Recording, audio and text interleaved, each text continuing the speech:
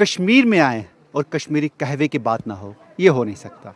और इस वक्त हमारे साथ मौजूद हैं डल झील के सबसे मशहूर मुश्ताक कहवे वाला।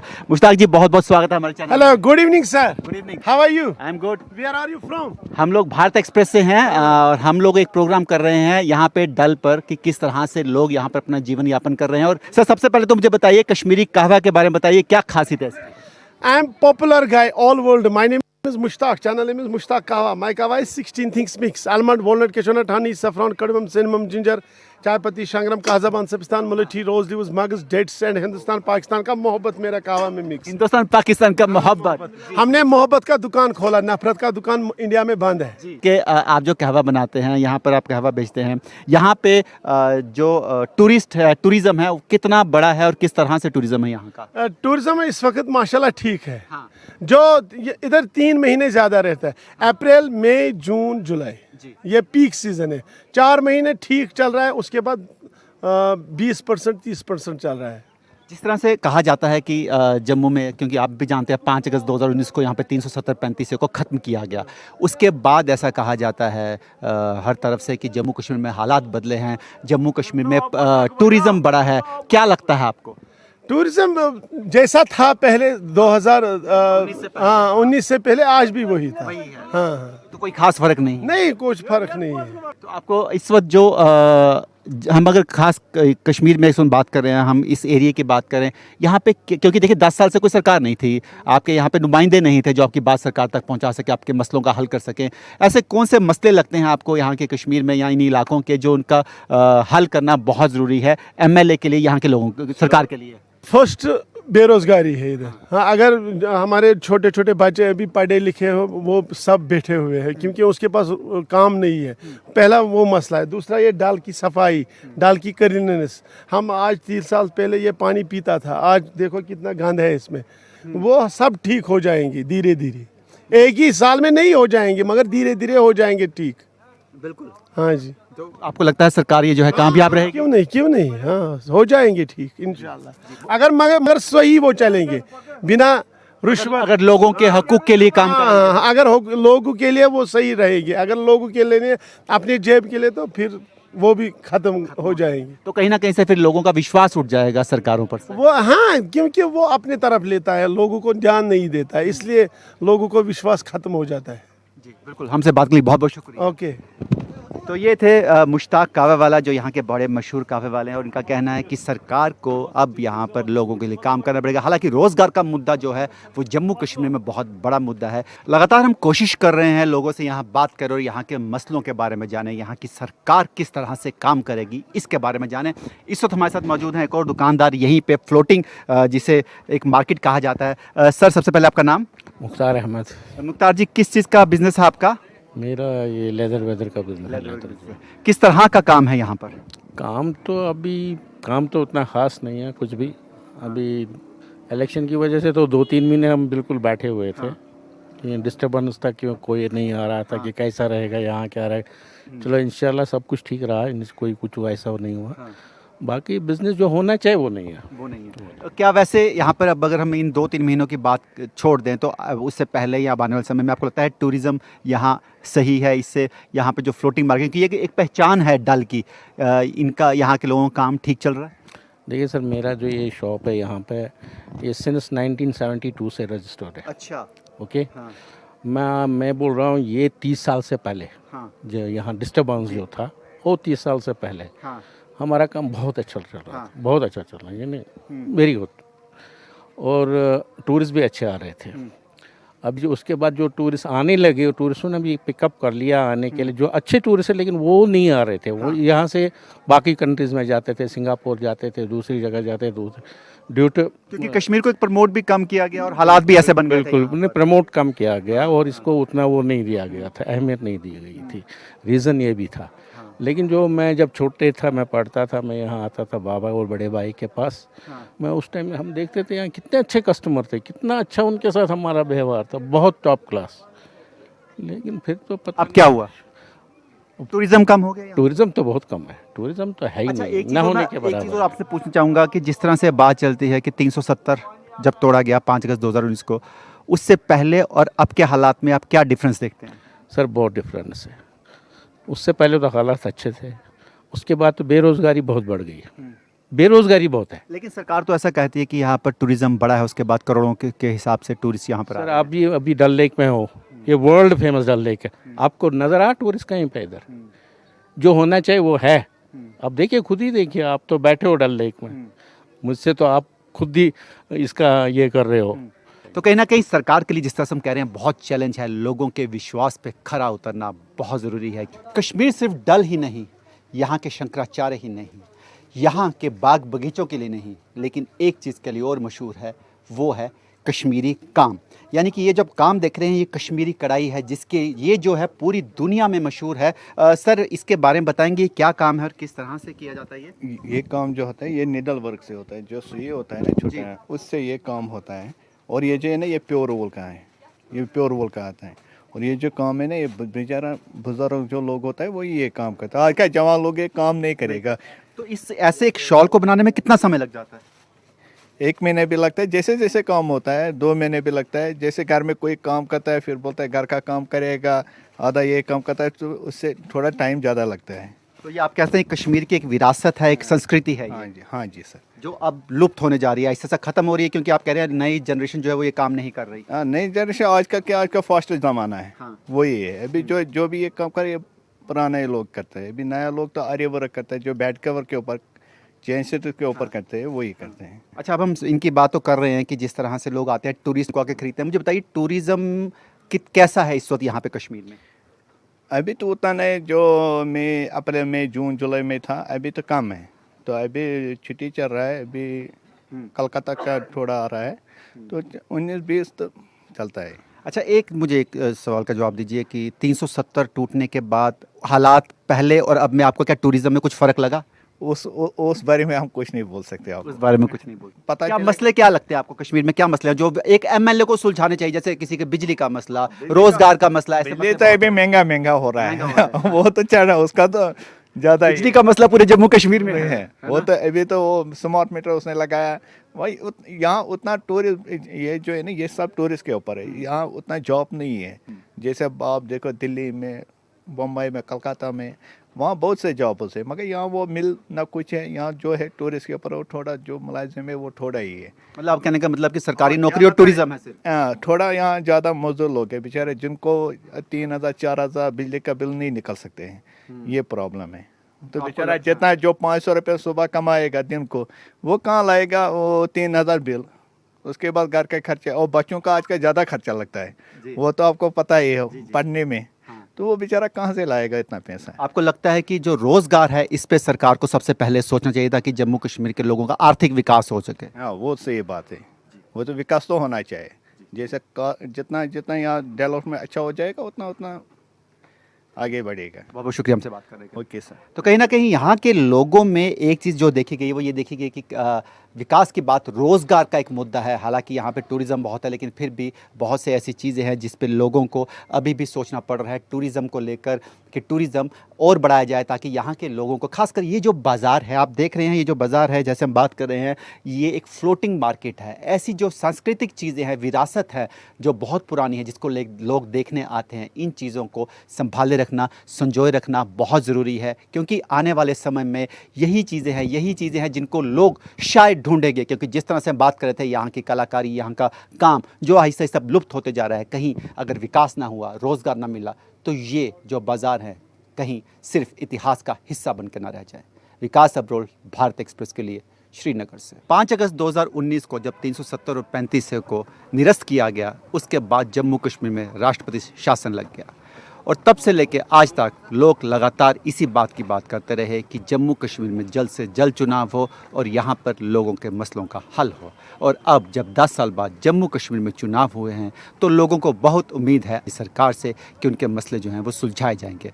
इस वक्त हम जम्मू कश्मीर में हैं, खासकर कश्मीर में बैठे हैं, और यहाँ पर हम डल लेक में हैं, और यहाँ पर हम लोगों से बात करेंगे, शिकारे वालों से बात करेंगे, क्योंकि शिकारा जो है यहाँ का एक पर्यटन का मुख्य आकर्षण है। यहाँ पर जो लोग भी आते हैं वो डल की सवारी ज़रूर करते हैं शिकारे में, और आज हम इन्हीं लोगों से बात करेंगे, यहाँ के लोगों से बात करेंगे और जानेंगे कि क्या उम्मीद रखते हैं ये सरकार से। इस वक्त हमारे साथ मौजूद हैं शब्बीर, जो यहाँ के लोकल हैं। इनसे बात करेंगे, जानेंगे किस तरह की दिक्कतें यहाँ पर रही और किस तरह से ये उम्मीद लगा रहे हैं नई सरकार से। शब्बीर भाई, 10 साल बाद जम्मू कश्मीर सरकार बनी है और अब बहुमत से सरकार बन रही है, और ऐसे में क्या लगता है आपको, क्या उम्मीदें हैं इस नई सरकार से? सबसे पहले आपका बहुत बहुत शुक्रिया, आपने यहाँ पे आज प्रोग्राम किया, और भारत एक्सप्रेस चैनल का भी हम बहुत बहुत शुक्रगुजार हैं। आपको याद होगा कि 5 अगस्त 2019 में यहाँ आर्टिकल 370 और 35 को जम्मू कश्मीर से ख़त्म किया गया था, लेकिन उसके बाद अगर देखा जाए कि 7 साल बिल्कुल जम्मू कश्मीर जो है हेडलेस रही है, हुकूमत के बगैर रही है। अब 10 साल के बाद यहाँ पे चुनाव हुए हैं, उसमें अब कहीं ना कहीं जो नेशनल कॉन्फ्रेंस है वो बाहरी अक्सरियत से जो है जम्मू कश्मीर की सबसे बड़ी पार्टी उभर के आई है। वही जो इंडिपेंडेंट कैंडिडेट्स है वो भी उनके साथ जो है मिल गए हैं। आपका सवाल है कि अब क्या आप उम्मीद लगाए बैठे हैं नई सरकार को लेके?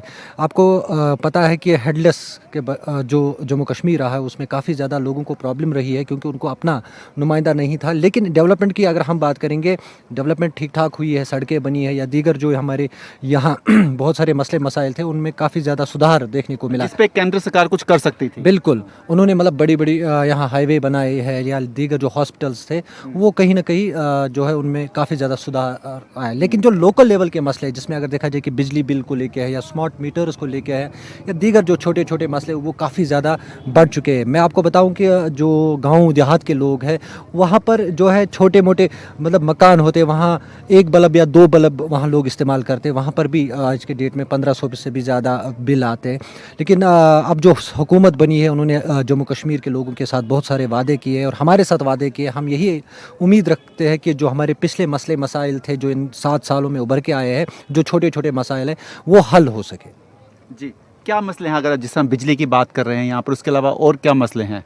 देखिए, बिजली का सबसे बड़ा मसला, यहाँ स्मार्ट मीटर्स लगाए गए हैं सिटीज़ में, और मतलब चावल को लेके काफ़ी ज़्यादा लोगों को परेशानी है, क्योंकि 5 ही किलो एक बंदे को मिलता है, जिसको लेके काफ़ी ज़्यादा मतलब मसले मसाइल हुए हैं, और यहाँ से महंगाई भी बहुत ज़्यादा हुई है।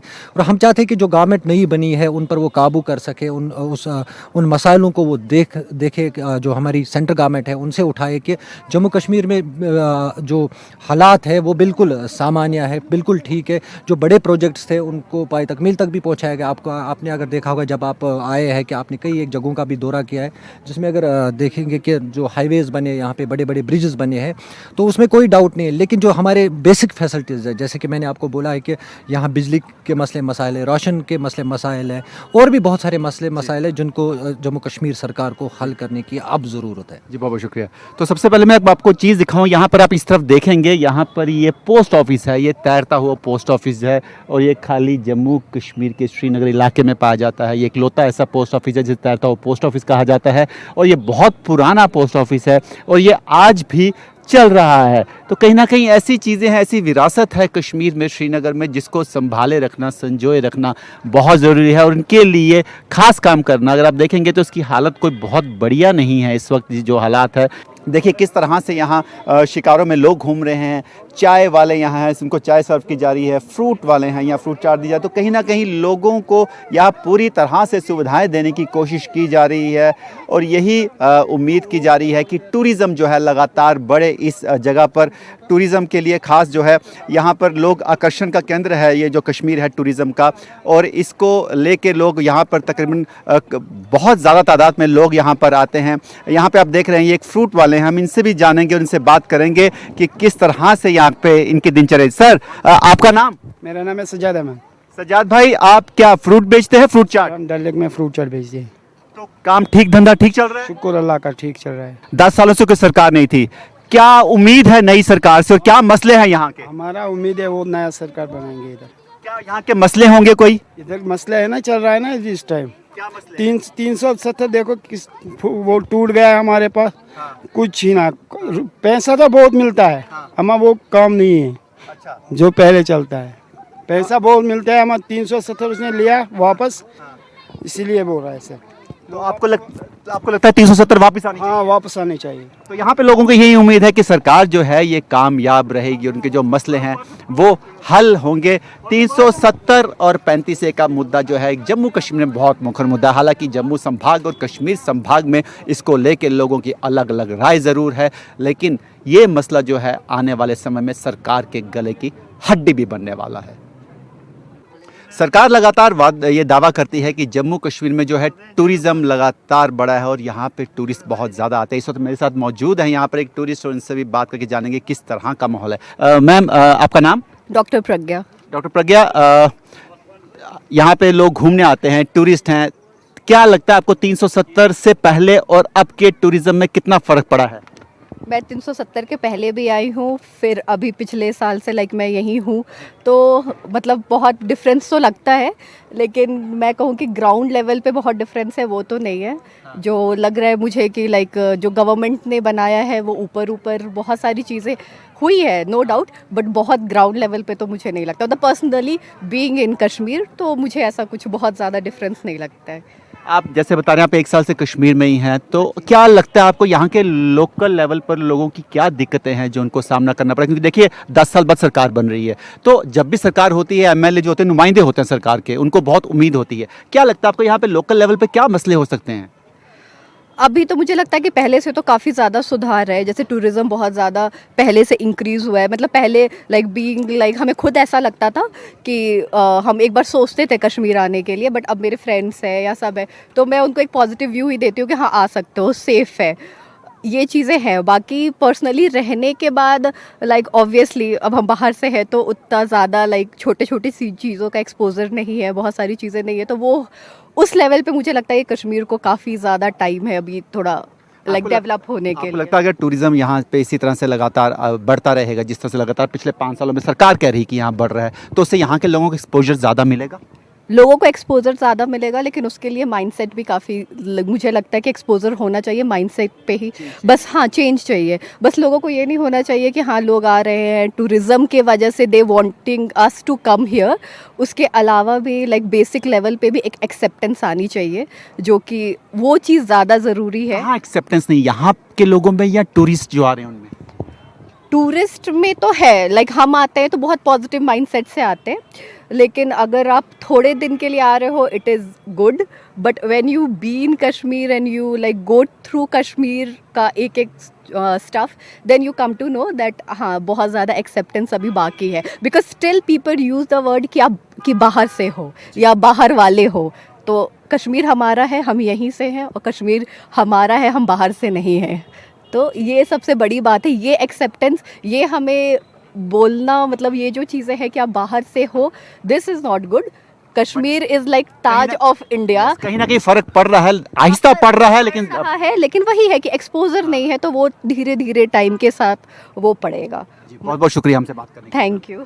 तो यहाँ के लोगों में जो है एक्सेप्टेंस का जो है एक बहुत बड़ा इशू है, हालांकि क्योंकि कश्मीर जो है इसकी एक अलग सी पृष्ठभूमि रही है शुरुआत से, जिसको लेकर लोग यहाँ पर भांति भांति की बातें करते हैं, भांति भांति की यहाँ पे लोगों के विचार हैं। लेकिन हाँ, एक एक्सेप्टेंस जो है यहाँ के लोगों में बहुत ज़रूरी है कि लोग यहाँ बाहर जम्मू कश्मीर से बाहर से आ रहे लोगों को बाहर नहीं समझे। एक ही देश है, एक ही जगह है, तो लोगों का एक आपस में एकजुट होना बहुत ज़रूरी है।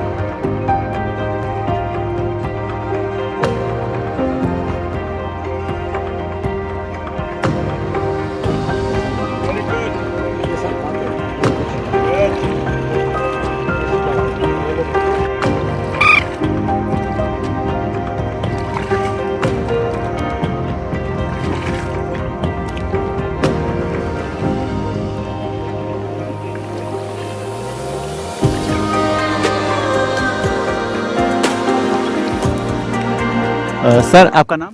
मेरा नाम मुनव्वर अली है। मुनव्वर सर, कहाँ से आए आप? हम हैदराबाद से हैं। हैदराबाद से हैं। आप पहली बार आए हैं कश्मीर? नहीं, हम सेकंड टाइम आए हैं कश्मीर, इससे पहले भी आ चुके हैं। पहले कब आए थे आप? पहले हम आए थे मार्च में 2022 में आए थे। 2022 पे। जी, मार्च में। क्या कोई फर्क लगा है 2022 और अब 2024 में? आपको 2 साल में कोई फर्क दिखा है कश्मीर में? हाँ, जब ज़रा विंटर सीजन था, स्नोफॉल था, वो था। अभी ज़रा उतना नहीं है, पर अल्हम्दुलिल्लाह बहुत अच्छा है कश्मीर। माहौल में कैसा कुछ लगा? माहौल तो बहुत अच्छा है, अच्छा है माहौल। यहाँ पे कश्मीर में हम पहले सुने थे कि डर लगता था, पर जब हम यहाँ एक्सपीरियंस जब आए तो हम बहुत कंफर्टेबल हैं। यहाँ पर कोई डर नहीं, कुछ नहीं। हाथ हमारी फैमिली को हम रात में भी लेके घूम रहे हैं, कोई डर नहीं। कोई डर नहीं है। तो क्या यहाँ पे जिस तरह से एक लोगों में एक भ्रांति फैली हुई है कि कश्मीर में थोड़ा अलग माहौल है, अलग तरह का सिस्टम है, क्या लगता है आपको ऐसा कुछ यहाँ पर है? नहीं नहीं, कुछ नहीं है। यहाँ पे आप बेफिक्री से आ सकते हैं अपनी फैमिली को लेके। बहुत बेफिक्री से घूम सकते हैं। हम तो रात में भी घूमते हैं यहाँ पर, कुछ डर नहीं है यहाँ पर। आपको लगता है 370 टूटने के बाद यहाँ पर कुछ फ़र्क पड़ा है कश्मीर में खासकर? उतना तो अंदाज़ा नहीं लगा, पर अब के हिसाब से तो बहुत अच्छा है, बहुत अच्छा है कश्मीर। चलिए, हमसे बात करने के लिए बहुत बहुत शुक्रिया।